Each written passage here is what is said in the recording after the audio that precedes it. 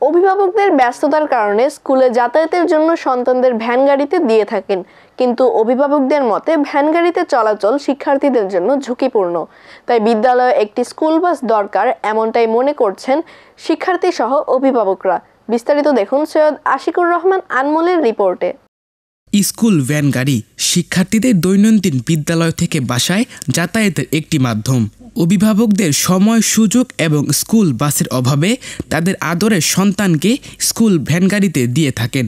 কিন্তু ভ্যান গাড়িতে চলাচল শিক্ষার্থীদের জন্য কি নিরাপদ নাকি ঝুঁকিপূর্ণ হতে পারে? আমাদের মাথায় ব্যথা, তারপরে কোমরে ব্যথা লাগে, তাও আমরা যাই, কারণ আমাদের ফ্যামিলির সমস্যা। এই জন্য তারা একটু বিজি থাকে, এই জন্য আমাদের এখানে দিয়েছে। আমাদের বাবা মা নিতে পারে না আমাদের আর কি, এর জন্য আমাদের ভ্যানে যাতায়াত করছে। আর আমরা যদি স্কুল বাসের অনেক প্রয়োজন আছে আমাদের স্কুলে স্কুল বাসটা অনেক গুরুত্বপূর্ণ, কারণ এই ভ্যানে আমাদের উল্টিয়ে যেতে পারে। ঢাকা শহরের ব্যস্ততম সড়ক দিয়ে এই স্কুল ভ্যান গাড়িগুলো দিয়ে যাতায়াত করতে হচ্ছে শিক্ষার্থীদের। অনেক অভিভাবকেরা ভ্যান গাড়ি যাতায়াত সুরক্ষিত মনে করে না, তাও বাধ্য হয়ে তাদের সন্তানদের ভ্যান গাড়িতে দিচ্ছেন। আমাদের এখান থেকে বাচ্চাদের অনেক রিস্ক হয়ে যায় স্কুলে আসা যাওয়ার জন্য। এখান থেকে আসলে একটা স্কুল বাস হলে মেয়েরা বেশিরভাগই যাতায়াত করতে অনেক সুবিধা হয়।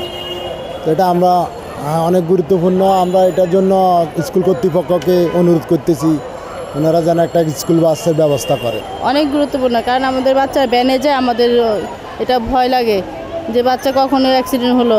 একটা বাচ্চা যখন স্কুল কলেজে নিরাপদে যাতায়াত করতে পারবে, অভিভাবকরা তখন সন্তুষ্ট হবে এবং কলেজ কর্তৃপক্ষ, স্কুল কর্তৃপক্ষ ব্যাপারটাকে অনেক তখন গুরুত্ব সহিত এটাকে বিবেচনা করতে পারে। শিক্ষার্থী ও অভিভাবকদের মতে সুরক্ষিতভাবে এবং নিশ্চিন্তে যাতায়াতের জন্য বিদ্যালয়গুলোতে ভ্যান বিকল্প হিসেবে বাস সার্ভিস চালু করতে হবে।